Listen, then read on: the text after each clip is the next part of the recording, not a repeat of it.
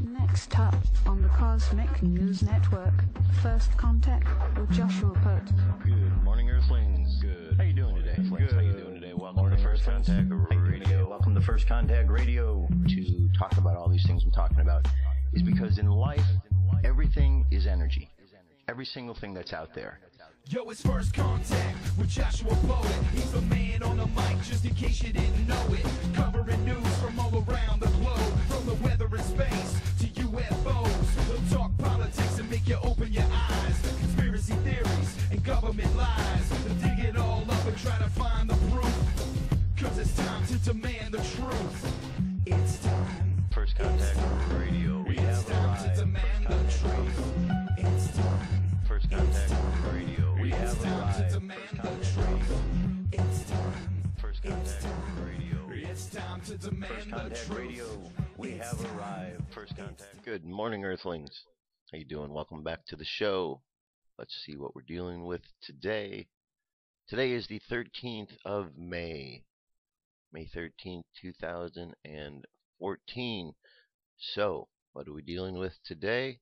We have a sun sign in Taurus. Taurus, the bull, Taurus, the Hierophant, Taurus, an earth sign.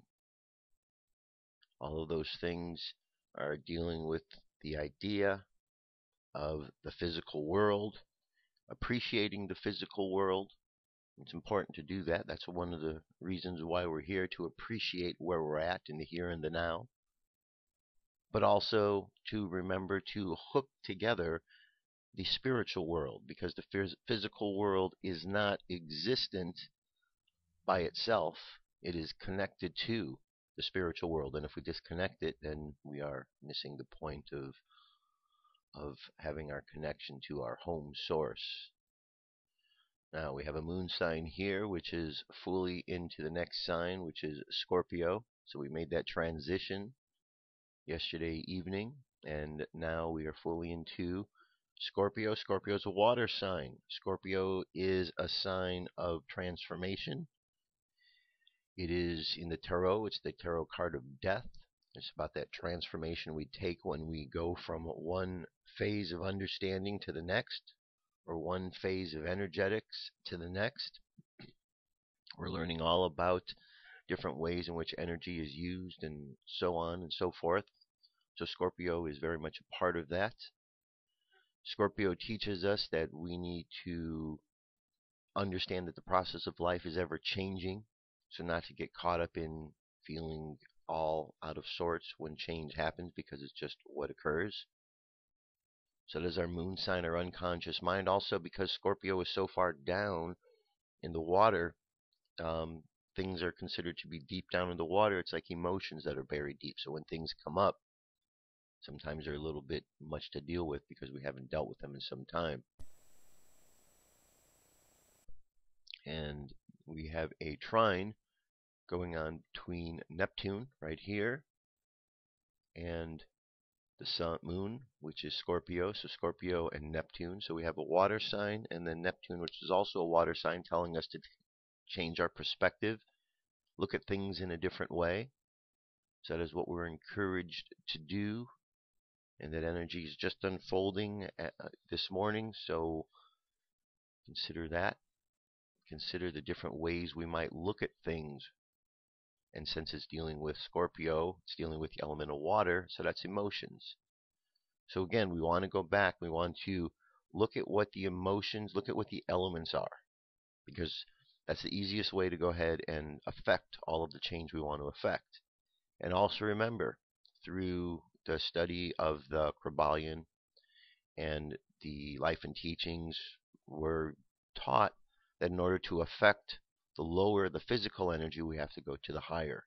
So in this case, because we know that we have the fire, the ideas, water, emotions, air, the earth, or the actions and words, and earth form, we know that there's a process. So if we want to affect the earth, which is where we are and what we're wanting to do, we now understand we go to these higher elements, right? So when we see the signs here, it tells us Scorpio, well, we know we're dealing with emotions. So we know that this is part of the mix, and as we're working out the different ways in which we work with the energies around us. Knowing what energies are around us are always helpful. It's kind of like being in a kitchen and knowing where all of your ingredients are. Otherwise, you just walk in and you don't know where anything is. So this is just kind of organizing it, knowing that the ingredients we're working with are emotions. We're dealing with a little bit of this idea here that says we need to take new perspectives on the way we're looking at our emotions. And we just start putting it together, kind of like a puzzle. Okay? That's really all it is just a puzzle for us to understand. Here's how we came to the number numerology for today, which is the number 7. 5 plus 1 plus 3 plus 4 plus the year. 16, 1 plus 6 is 7. So that's our numerology for today. We're here and we know all of what this number is all about. Tarot card of Cancer, of Chariot, which is associated with the sign of Cancer, and it is an emotional sign. So what does the Chariot do? The charioteer wears the armor. Why does the charioteer wear the armor? Because the charioteer knows that the chariot is going to be in an area where there's going to be a lot of emotions. And the emotions are what the charioteer is protecting itself from. So the armor is there to protect. So the emotions, because you know how emotions are, they can go in and they push buttons real easy. So perhaps our greatest strength can come from our ability to learn to work with these emotions. So we're not at their beck and call. So when one of them goes, we're not jumping this way or jumping that way. And here's the cool thing about how all things connect together. Here we have the charioteer. He's got the armor on to protect himself from the emotions. And then we go over here and we look at today. What is today? Scorpio, water, emotions. Not only that, but if we're going to take and look at what the tarot card is associated with that, we've got death, which is representing Scorpio, emotions that are really buried deep. So you can see how it ties in that having the armor on to protect oneself from the emotions works out good on the day when the emotions are in there. It's kind of, kind of like a game if you look at it that way, and you just see what pieces you have. You got the armor. Now you can protect yourself from the emotions. And so there's kind of ways we tie things together. Just look at how they all work. Okay.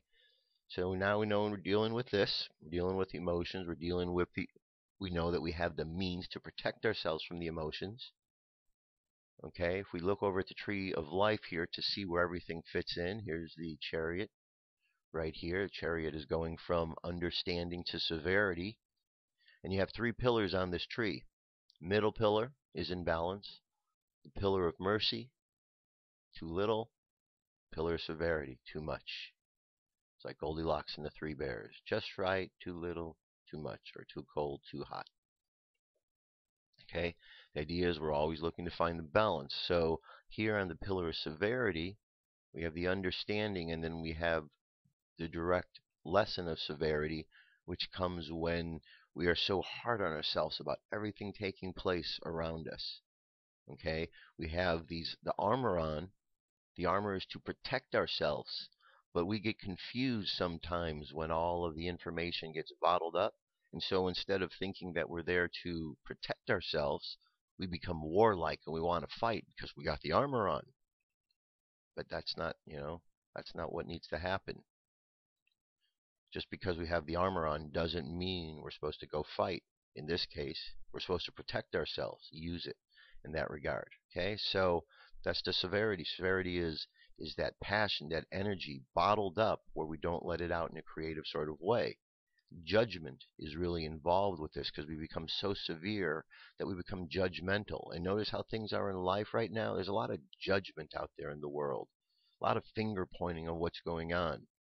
And ultimately, that gets us nowhere because everybody is guilty at one point or another of doing something, making some mistakes. And so all we're doing is just pointing fingers, and it's a never-ending thing. We have to stop doing that. We have to stop judging ourselves. And that's really all that's going on. It's all about what's taking place inside each one of us. And that's what's being reflected outward in society. So we can make a change there just by being willing to make that change. So here we have the chariot. And then we have on the other side the Hierophant. So we do see there's a balance going on here today.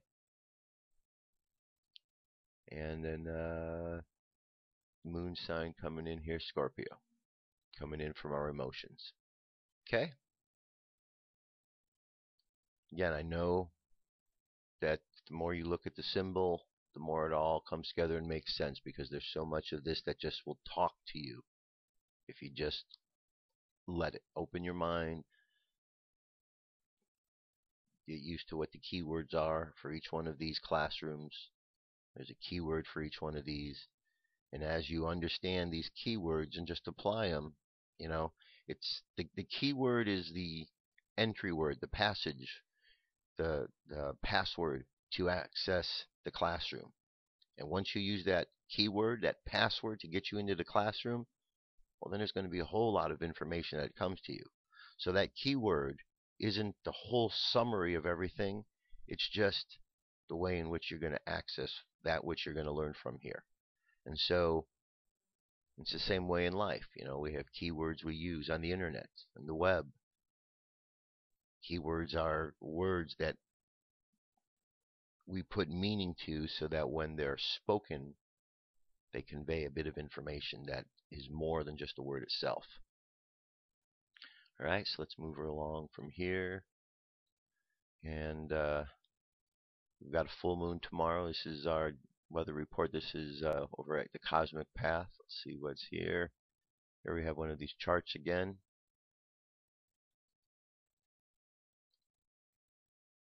Okay. And here, if we want to take a good look at the daily chart here. Alright, so these are always helpful to look at. That way, you kind of see what's going on. Just find out where all the different symbols are for today. Our moon signs, our sun signs. Alright, and it tells us here. It says the Scorpio moon is on its way to full tomorrow afternoon, and that lunation will mark the end of a long wormhole we've just been through. The full moon tomorrow is conjunct Saturn, while the sun conjoins with Sedna. Alright, so a little bit more there to read, but just want to kind of stick with the highlights. Alright, our moon, like you see, is 98% full. If we go out, it says the bright moon, practically full, will shine near Saturn. Here we go. Saturn's just, so as you're looking at the moon, just to the lower left is Saturn. The moon creeps to within 1 to 3 degrees of Saturn before dawn Wednesday morning for the Americas. For New Zealand and most of Australia, the moon occults or covers and uncovers Saturn during the nighttime. Right? So Saturn close to the moon tonight. Today's a cosmic day on the Mayan Oracle. Blue cosmic eagle, guided by the storm. I endure in order to create transcending mind. I seal the output of vision with the cosmic tone of presence. I am guided by the power of self-generation. Today's the last day of this wave spell of this theme of the night. Dreams in abundance. So we're taking that vision now and we're going to jump forward. So today is a good day to contemplate all that we've learned over this last 13 days. Kind of summarize it for yourself. Get the vision of where you're going and move forward. Solar wind 344.4 kilometers per second. Planetary K index is quiet. Nothing much in the way of coronal holes.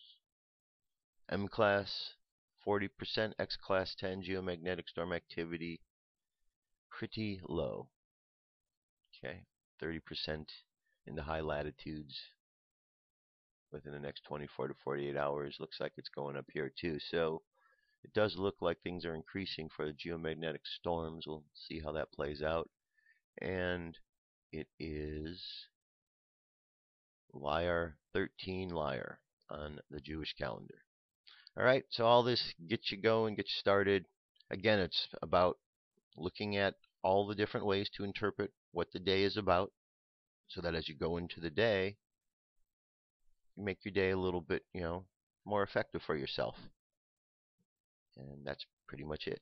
UFO news is up next. Stay tuned.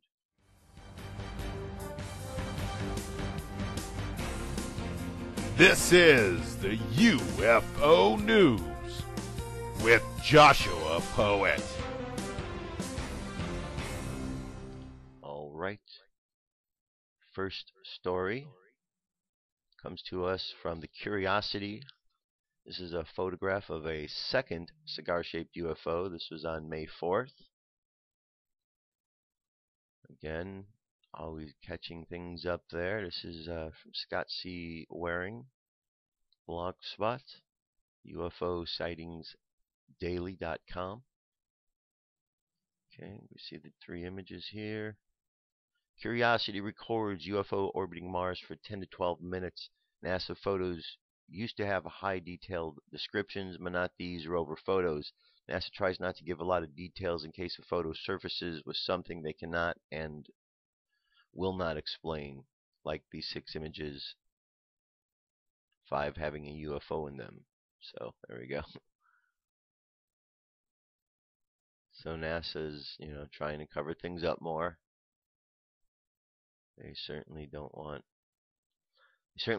the plain folk down here of Earth wondering about those things in the sky. Too big to think of, right?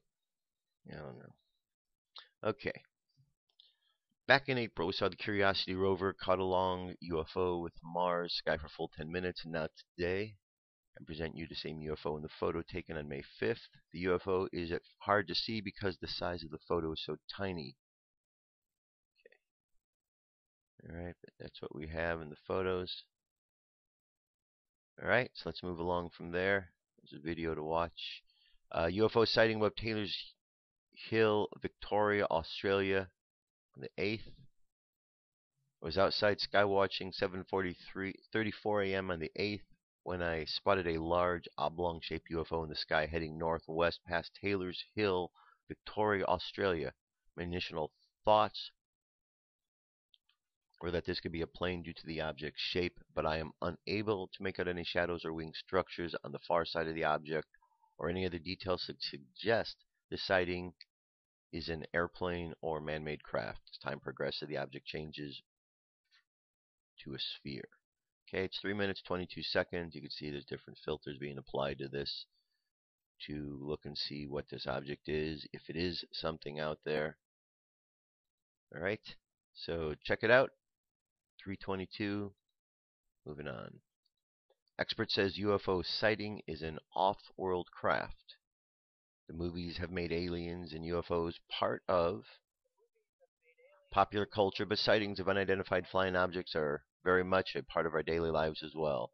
Whether alien spaceships, secret government, or debris are caught in hand, they are actively investigated, even here in New Hampshire.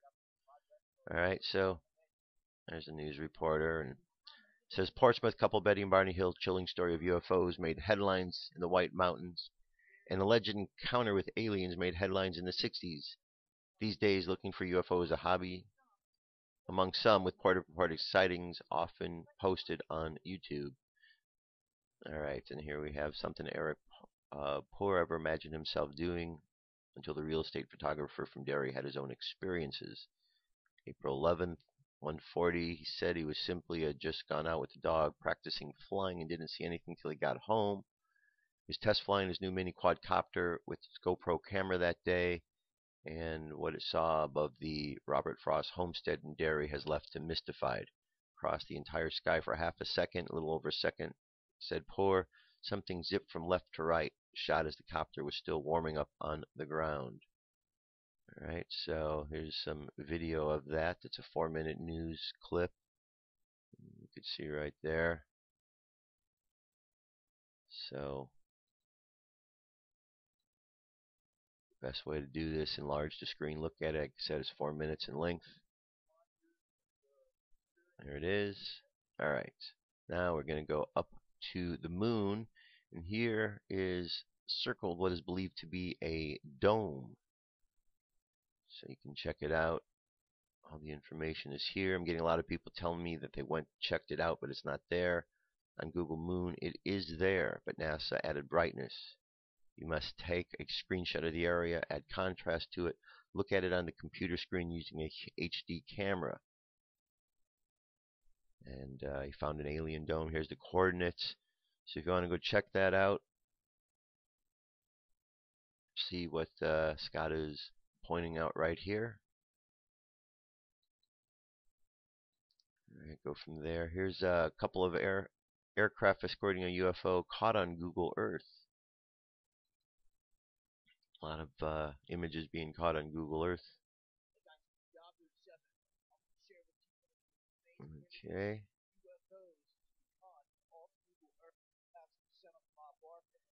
Let's see here. We could see something right down here. There we go. Okay, we got the UFO right here. We got a couple planes above it. Well, one above it, one side of it. Pretty good shot.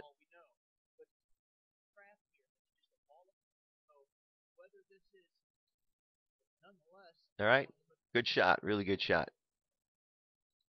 Next, ETs are making themselves known. Disclosure and contact is coming. UFOs have been appearing in our skies for thousands of years, but now something new is happening. Orbs of light in a triangle formation are repeatedly appearing over major cities all around the world. Because they always make the triangle, it's clear that they are allegedly intelligently controlled and not any sort of free-floating objects such as balloons, flares, or Chinese lanterns. So if these orbs of light are in fact extraterrestrial, why are they appearing above major population centers? If they were merely observing us for scientific reasons, then surely they could do so without us seeing them. Yet they repeatedly appear as huge, bright lights in a clear triangle formation. It seems as if they want us to see them. It seems as though they are trying to make us wake up to the fact that we are not alone in the universe, and perhaps this is their way of initiating contact. But if they want to make us aware that we are not alone and to make contact, then why don't they just land? Well, what would happen if a giant spaceship suddenly landed in the White House lawn? How would we react to that? How would the military react? How would the media react? Bright lights in the sky are very non-threatening, but it isn't immediately obvious what they are. It takes some figuring out, and in the process of figuring out, we have time to absorb the reality of it. We have time to process the shock and the fear.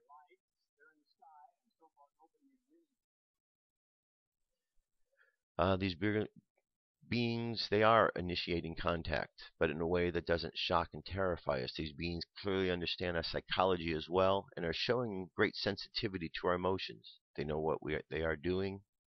Right now, at this time, they are observing how we are reacting.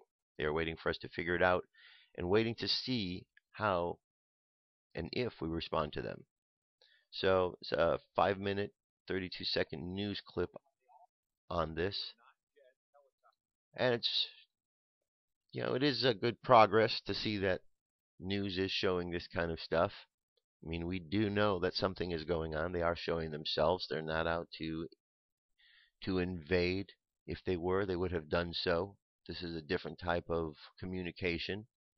And of course, Hollywood has really put out so many movies showing aliens as the bad guys that a lot of people around the world would react to them in such a way if they were to just land. So there's a lot of considerations. And last here, the Pope says he's going to baptize the aliens. You really have to wonder why the Vatican and the popes speak so openly about baptizing aliens, why they persist in holding conferences around the world that explore and discuss intelligent life in the universe. The Vatican has taken a leadership role in preparing mankind for the discovery of intelligent extraterrestrial life. The religious aspect of extraterrestrial disclosure is by far the most contentious and controversial part of disclosure to the majority of mankind. Even though the Pope is making light of the type of aliens he would be prepared to baptize, he's still making a very conscious effort to make sure that the topic is out in front of the public.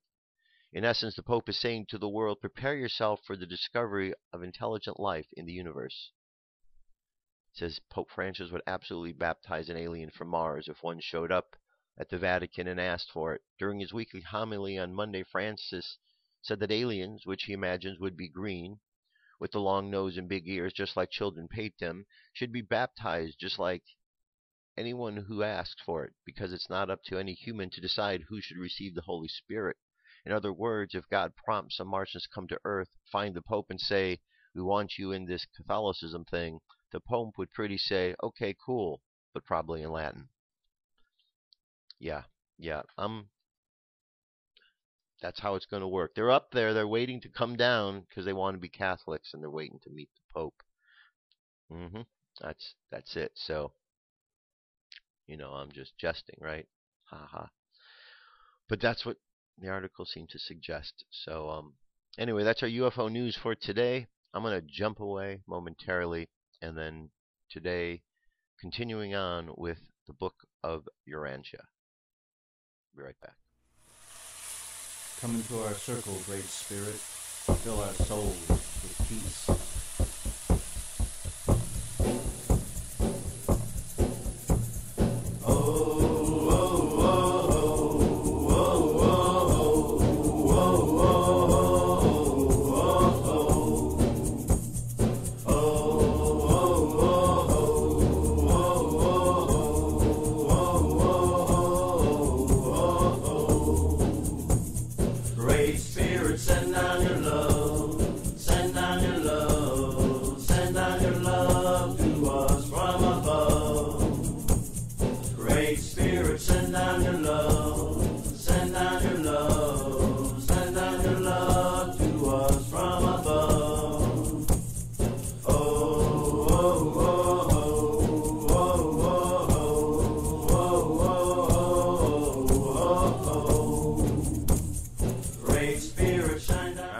Continue on. So the Urantia Book. Well, first of all, I don't know if you've ever seen a copy of it, but it's a big, thick book. About like that. And you can tell that there's a lot of information in it just by, as we took a look over the chapters in the book. Lots of chapters. Okay. And there's many different ways, and study of this book, as you could imagine, would take a long time. We could certainly spend, a full year going over this book, and might be very helpful to do so.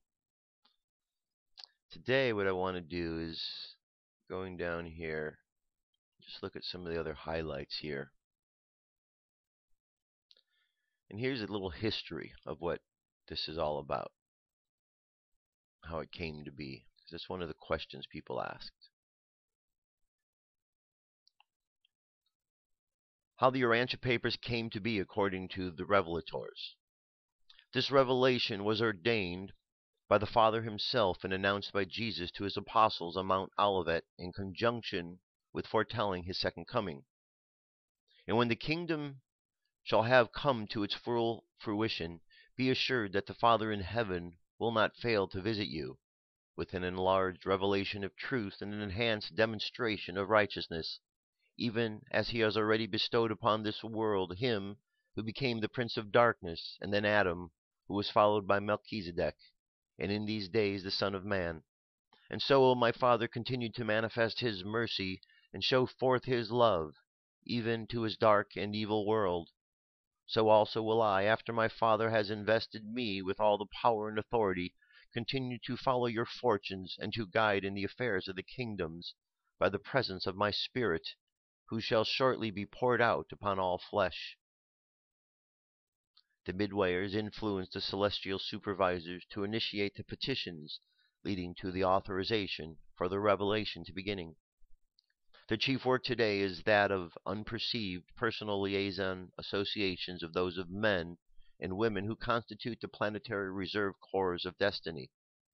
It was the work of this secondary group, ably seconded by certain of the primary corps, that brought about the coordination of personalities and circumstances on Urantia, which finally induced the planetary celestial supervisors to initiate these petitions that resulted in the granting of the mandates, making possible the series of revelations of which this presentation is a part.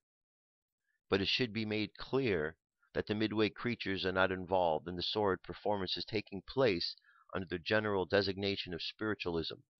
The midwayers at present on Urantia, all of whom are of honorable standing, are not connected with the phenomena of so-called mediumship, and they do not ordinarily permit humans to witness their somewhat necessarily physical activities or their contacts with the material world as they are perceived by human senses. As actual citizens of Urantia, the midwayers have a kinship interest in the destiny of this sphere. They are a determined association, persistently working for the progress of their native planet.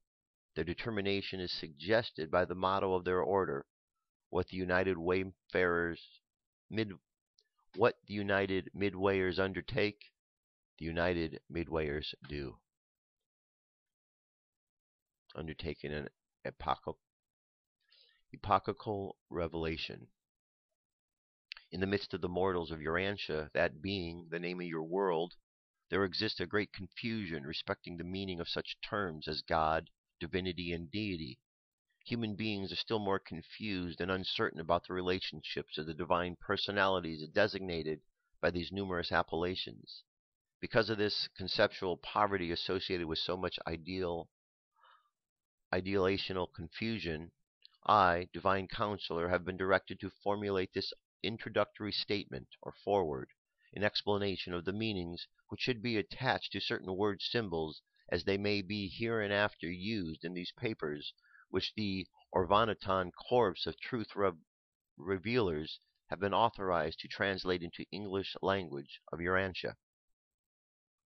It is exceedingly difficult to present in large concepts and advanced truths in our endeavor to expand cosmic consciousness and enhance spiritual perception when we are restricted to the use of circumscribed language of this realm.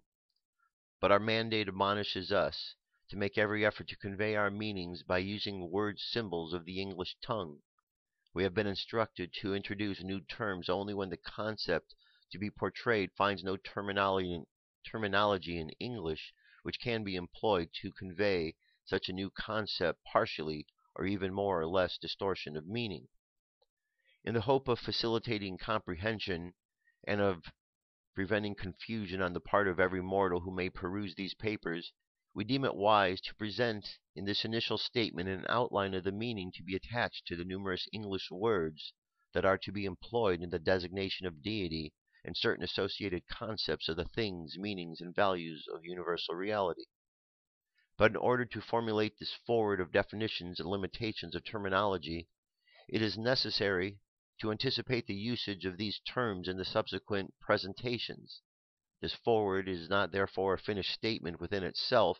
It is only a definitive guide designed to assist those who shall read the accompanying papers dealing with deity and the universe of universes, which have been formulated by an Orvanaton commission sent to Urantia for this purpose.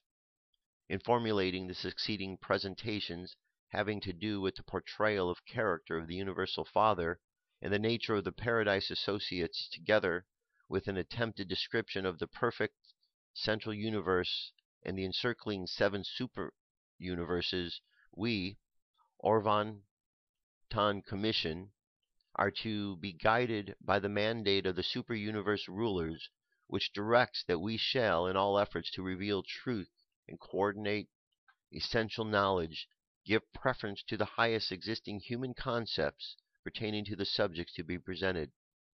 We may resort to pure revelation only when the concept of presentation has no adequate previous expression by the human mind. Successive planetary revelations of divine truth invariably embrace the highest existing concepts of spiritual values as a part of the new and enhanced coordination of planetary knowledge. Accordingly, in making these presentations about God and his universe associates, we have selected as the basis of these papers more than 1,000 human concepts representing the highest and most advanced planetary knowledge of spiritual values and universal meanings, wherein these human concepts, assembled from God-knowing mortals of the past and the present, are inadequate to portray the truth as we are directed to reveal it. We will unhesitantly supplement them for this purpose, drawing upon our own superior knowledge of the reality and divinity of the paradise deities and their transient residential universe. We are fully cognizant of the difficulties of our assignment. We recognize the impossibility of fully translating the language of the concepts of divinity and eternity into the symbols of the language of the finite concepts of the mortal mind. But we know that there dwells within the human mind a fragment of God, and that these sojourns with the human soul, the spirit of truth. And we further know that the spirit forces conspire to enable material man to grasp the reality of spiritual values and to comprehend the philosophy of universal meanings. But even more certainly, we know that these spirits of the divine presence are able to assist man in the spiritual appropriation of all truth, contributory to the enhancement of the ever-progressing reality of personal religious experience, God consciousness. Okay. Says the mandate was issued by the highest authority in our super universe, authorizing that the Urantia papers be given. These 31 papers, Part 1, the central and super universes, depicting the nature of the deity, the reality of paradise, the organization and working of the central and the super universes, the personalities of the grand universe, and the high destiny of evolutionary mortals, were sponsored, formulated, and put into English by a high commission consisting of 24 Orvonton administrators, acting in accordance with the mandate issued by the Ancient of Days of Uversa, directing that we should do this on Urantia 606 of Satania in North Latadidek of Nebadon in the year AD 1934. The paper on universal unity is the 25th of a series of presentations, Part 2 of the local universe, by authors having been sponsored as a group by a commission of Nebadon personalities numbering 12 and acting under the direction of Mantutia Melchizedek. We indited these narratives and put them into English language by a technique authorized by his supervisors in the year 1934 of Urantia time. This paper depicting the 7 bestowals of Christ Michael in the 63rd is the 63rd of a series of presentations sponsored by numerous personalities, narrating the history of Urantia down to the time of Michael's appearance on Earth in the likeness of mortal flesh. These papers were authorized by a Nebadon commission of 12, acting under the direction of Mantuia Melchizedek. We indited these narratives and put them in the English language by a technique authorized by our superiors in the year AD 1935 of Urantia time. This group of papers, Part 4, The Life and Teachings of Jesus, of which there are 77 papers, was sponsored by a commission of 12 Urantia midwayers acting under the supervision of a Melchizedek revelatory director. The basis of the narrative was supplied by a secondary midwayer who was one time assigned by the superhuman watch care of the Apostle Andrew. Acting under the supervision of a commission of 12 members of the United Brotherhood of Urantia midwayers, conjointly sponsored by the presiding head of our order and the Melchizedek of record, I am the secondary midwayer of one-time attachment of the Apostle Andrew, and I am authorized to place on record the narrative of the life transactions of Jesus of Nazareth as they were observed by my order of earth creatures, and as they were subsequently partially recorded by the human subject of my temporal guardianship. Acknowledgement. In carrying out my commission, I restate the teachings and retell the doings of Jesus of Nazareth. I have drawn freely upon all sources of record and planetary information. My ruling motive has been to prepare a record which will not only be enlightening to the generation of men now living, but which may also be helpful to all future generations. From the vast store of information made available to me, I have chosen that which is best suited to the accomplishments of this purpose. As far as possible, I have derived my information from purely human sources. Only when such sources failed, I have resorted to these records, which are superhuman. When ideas and concepts of Jesus' life and teachings have been acceptably expressed by human mind, I invariably gave preference to such apparently human thought patterns.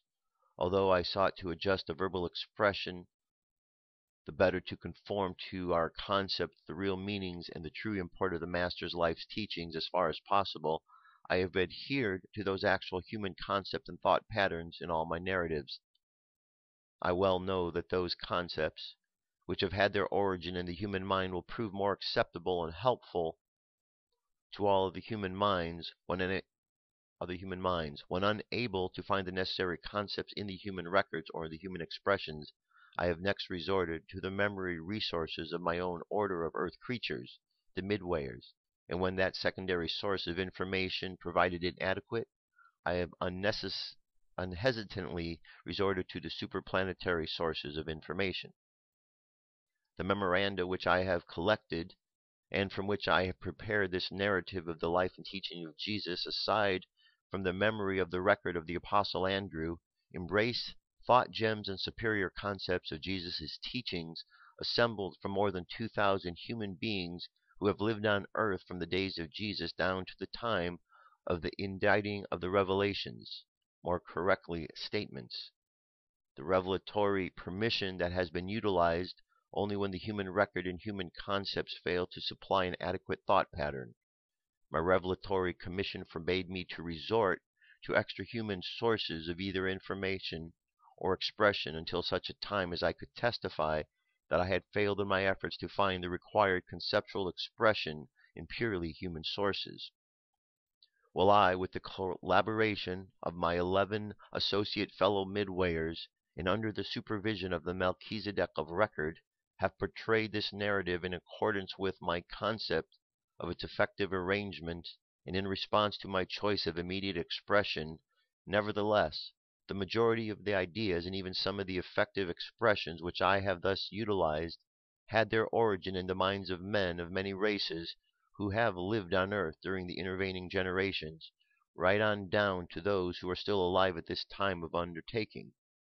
In many ways I have served more than as a collector and as an editor than as a human narrator. I have unhesitantly appropriated those ideas and concepts, preferably human, which would enable me to create the most effective portraiture of Jesus' life, and which would qualify me to restate his matchless teachings in the most strikingly helpful and universally uplifting phraseology. In behalf of the Brotherhood of the United Midwayfarers of Urantia, I most gratefully acknowledge our indebtedness to all sources of record and concept, and have been hereinafter utilized in the further elaboration of our restatement of Jesus' life on earth.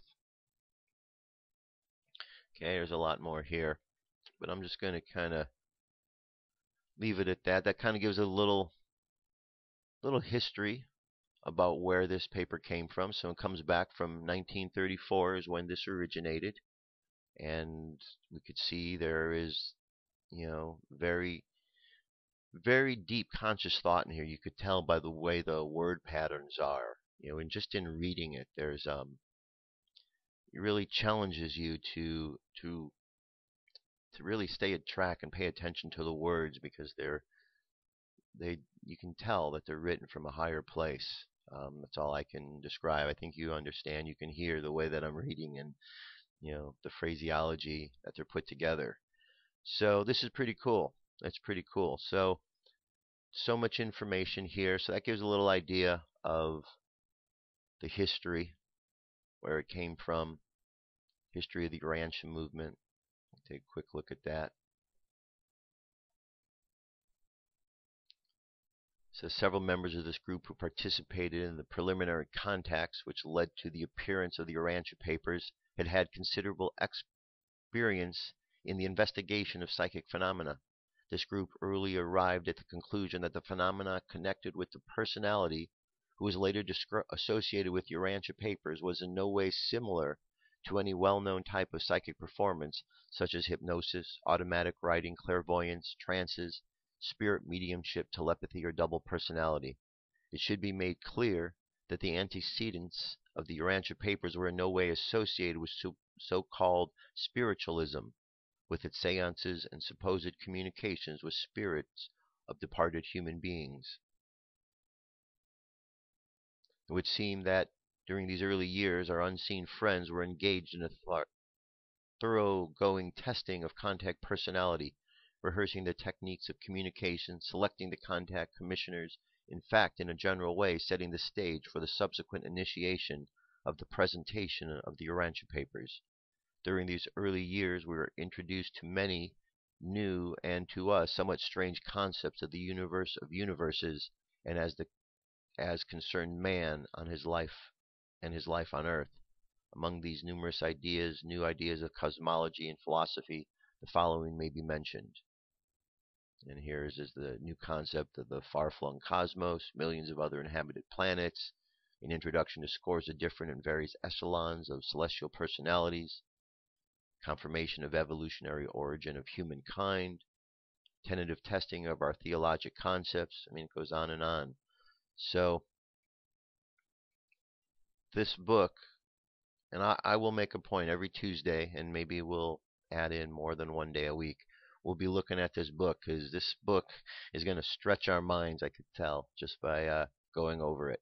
And what's really cool about this is because there's so much to get to. If you go back to the front section here, there's a link here that says listen, and you can go and you can sign in here and you can download audio versions of this. You can download the entire book. You got a download link here. You can download the entire book, a variety of different formats. So I'm going to make this a regular thing. We're going to keep this going because this is going to stretch our minds and really help us to see things. And maybe we can develop this in some sort of study group, be a bit more interactive with each other on this, because I find this book very fascinating, and I can tell by your responses, the emails that I'm getting, and the comments that you find it equally as fascinating. All right, so let's move on from there. And this is a piece called "What Happens When We Die." It's an article. It's a good question. We're always wondering what happens. Some people believe in reincarnation, that we come back. Some people believe that nothing happens. We go to the great big void.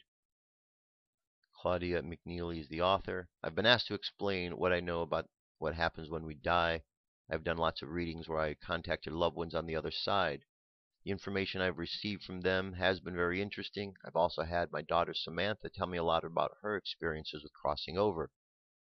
In the Christian religion, we are taught that when we die, there will be pearly gates, streets paved with gold, and angels and trumpets. This sets people up for much confusion when they die, and that is not what they see. When a person dies, they usually find themselves standing outside their body looking at it, wondering what is happening to them. It seems that they are still right here.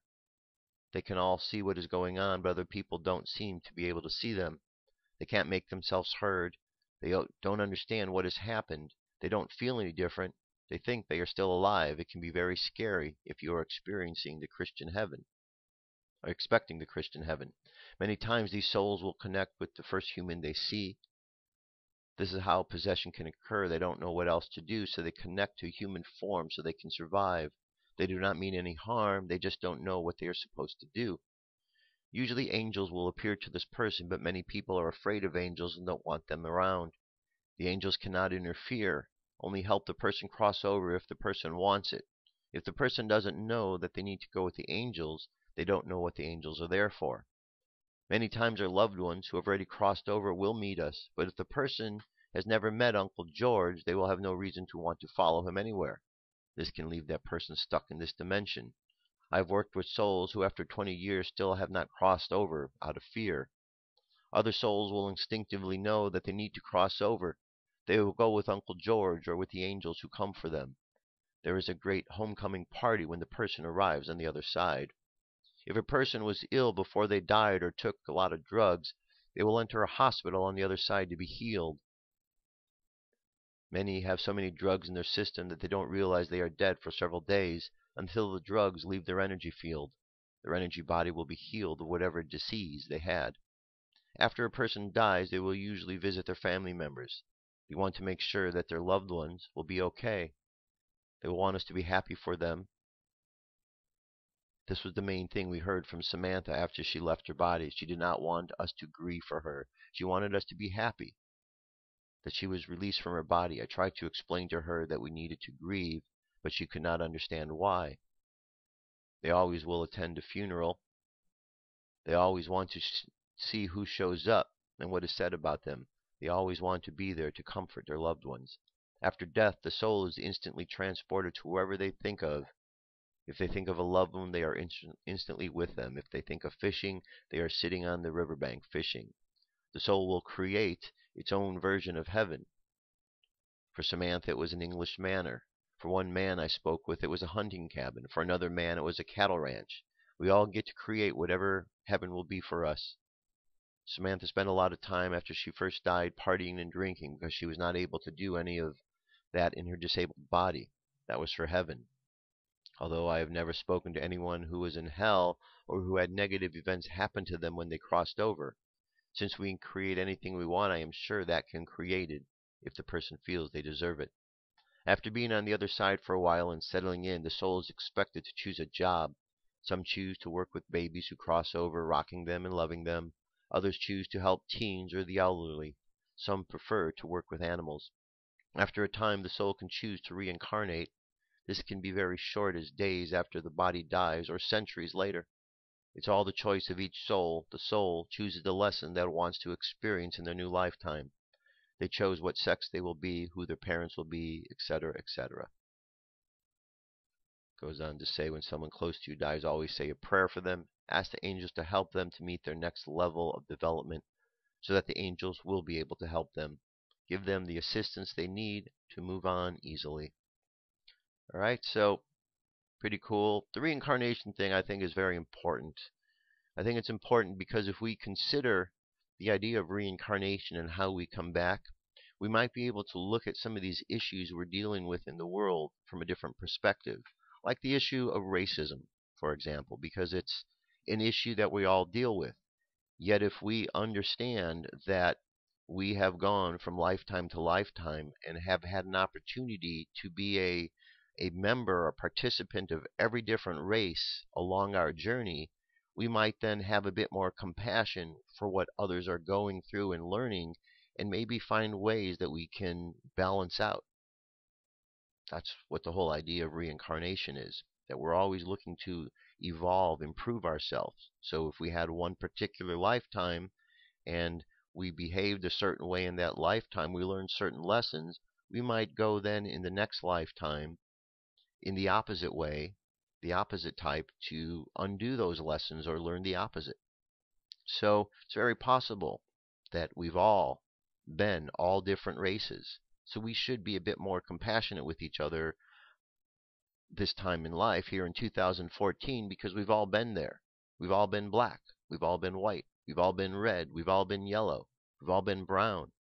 And it's going to continue to be that way. So why we're stuck on one particular mindset about particular colors, I don't know.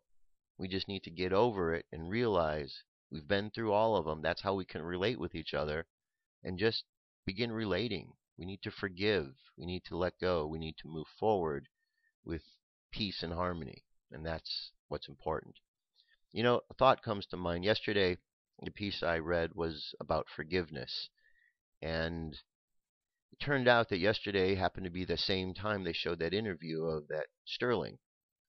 And it seemed quite appropriate because the issue of racism is out, and here's an opportunity to hear a man going on national television apologizing. And now it's going to be interesting to see how that apology is accepted. Is forgiveness what is going to be shown in the world, or is there just going to be continued anger?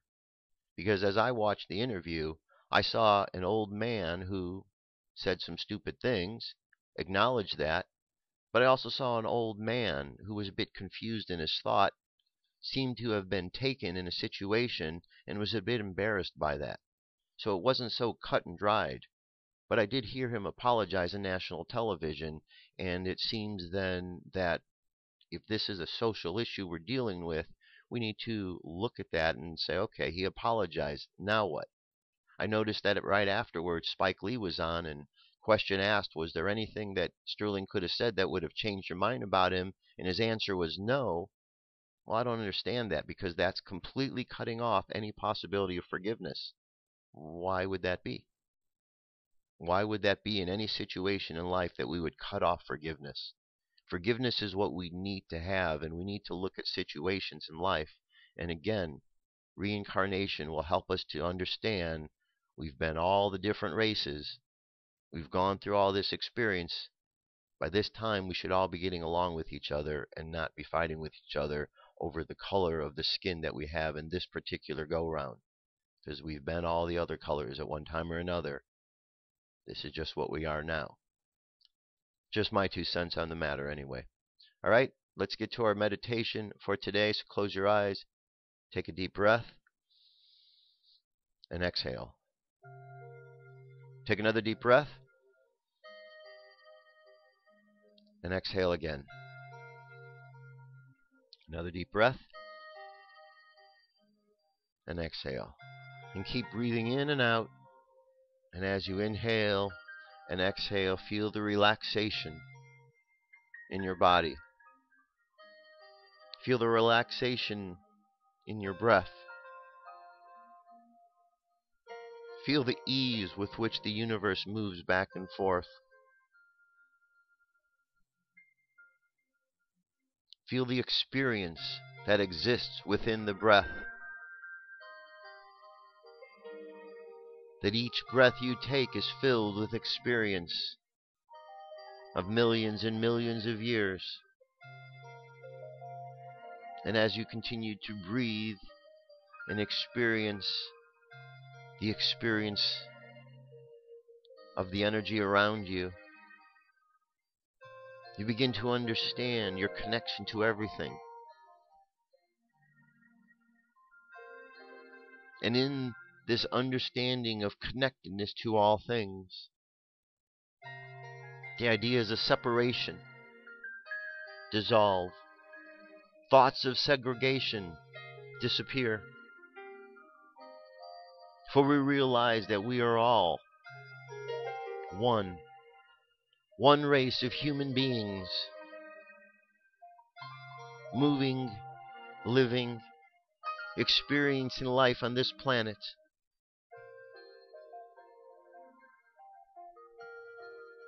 And as we look back from a further perspective, we understand that this life on this planet that we are experiencing is just one aspect of life.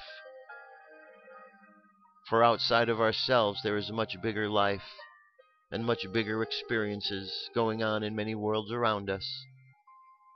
And we are just playing our part down here on Earth. Urantia.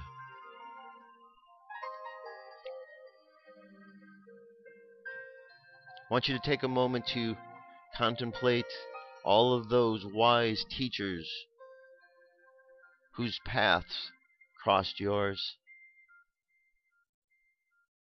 Those who taught you something, whether they were aware of it consciously, or whether the teaching came in a lesson of the experience of your exchange.